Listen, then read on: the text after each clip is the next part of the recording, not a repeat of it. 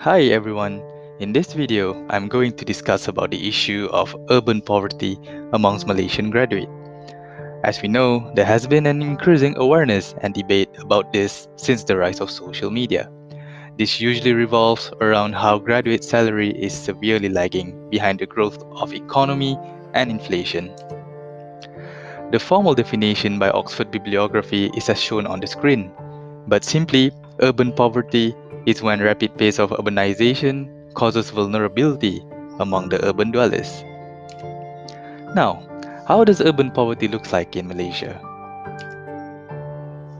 In 2019, the Department of Statistics Malaysia have calculated Malaysia's poverty line income of Ringgit Malaysia 2,208. What does this mean? The new 2019 methodology was based on optimum food requirements and healthy eating. There are about 2.7 million households in the bottom 40, of whom 44% are in the rural areas and the remaining 56% are in the urban areas. Now, let's go deeper by zooming on to the state level. No surprise that Kuala Lumpur, as the capital of Malaysia, is leading the pack with a minimum of Ringgit Malaysia 6,480 mean household gross income. So, what is actually the cost of living in the glamorous Kuala Lumpur?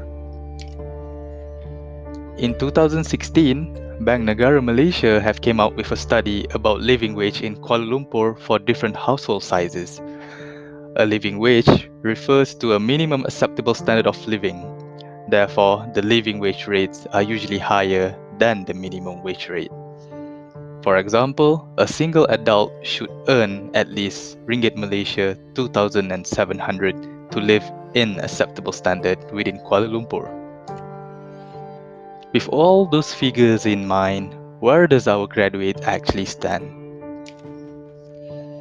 Based on Ministry of Higher Education data in 2019, about 50% of Malaysian fresh graduates are still earning a starting salary of less than the national poverty line. We can see the lowest income bracket in between 1,000 to 1,500 in black has been growing from 2015 till now. They also found that after a decade, graduates are still earning the same amount while dealing with a much higher cost of living and inflation.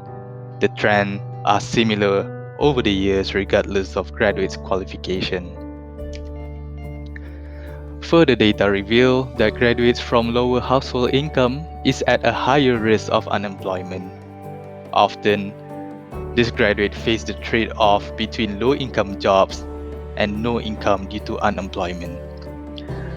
But when accepting a low-income job, they might face challenges to further bargain for higher wage because their starting pay is usually used as a baseline to negotiate future salary. Based on her study in Khazanah Research Institute, Siti Aisyah Tumin concluded that the low wage among graduates in long-standing labor market issue that predates COVID-19. The average reservation wage for young workers was Ringgit Malaysia 1,555 and their actual wage was Ringgit Malaysia 1,846, which is below the Malaysia's poverty line income. However, the graduate expectation is actually reasonable given the current minimum wage of Ringgit Malaysia 1,200 and the allowances that is given in the national apprenticeship program like Scheme Latihan 1 Malaysia or Ringgit Malaysia 2,000, which is ironically still paying below the Bank Negara Malaysia recommended living wage.